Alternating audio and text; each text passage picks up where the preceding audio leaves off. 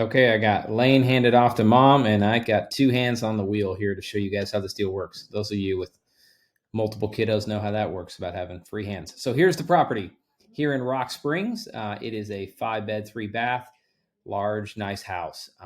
The issue with this house is the seller could not sell it because it was halfway through the renovation. I could show you pictures, but like they still have drywall to finish. They still have some flooring to do, trim, but it's not sellable because nobody wants to take on this project, or not most, and you can't get normal financing. So we approached the seller and said, hey, we could buy this house, assume your loan, and fix it up. So this is how we structured this deal.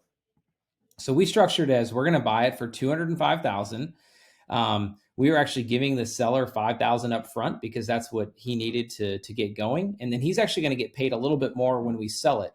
But we've set it up as what we call like a novation. But we're actually assuming his loan, and he's going to get paid based on how much we sell the house for. The renovation on this one is $45,000. Again, that's a lot of paint, carpet, flooring, trim, and finishing, but it's mostly cosmetic, no major structural things. We're also going to be repainting the inside and outside. Holding costs. So this is, we're planning to hold this thing for 3 months. The renovation should only take about 30 days, gives us another 60 days to sell it. Should have make it a quick turnaround. But I've got the mortgage payment. I've also got some other fees worked into those numbers. Next is the closing cost. This is when we go to sell it, right? So we actually got it negotiated to do a 4% commission with our agent, and I've got another percent to kind of cover some of the closing costs. And then the last thing is our sales price. So this is a conservative sales price at $300,000.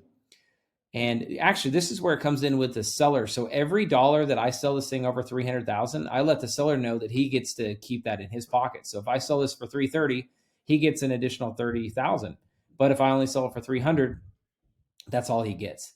And that makes sense for him. And it was the best option because he didn't really have a whole lot of other options based on, because he didn't have $45,000 and all these holding costs to put into this house to get to where we could sell it over $300,000. So here's the profit. So kind of a cool deal. So the investment amount on this one, so we're actually bringing in a partner on this deal. They're going to invest $75,000 all total. So that is just combining the cash we're giving him up front, the rehab, and the holding costs. That is all that. The rest of this gets paid off at closing.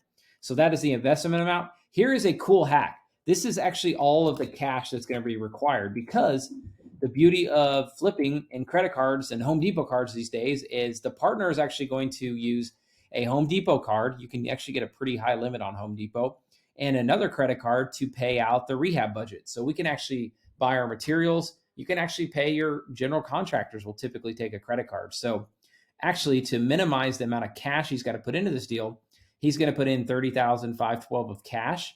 And then the other remainder of this investment is going to come from credit cards. And we're going to do it in 3 months. So it's not going to be a ton of interest. We're actually going to use a 0% interest credit card.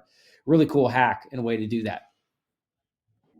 So again, 90-day turnaround on this. You're nearly, as far as your cash, you're going to double your cash is our projection here. We're going to double, sorry, this is profit.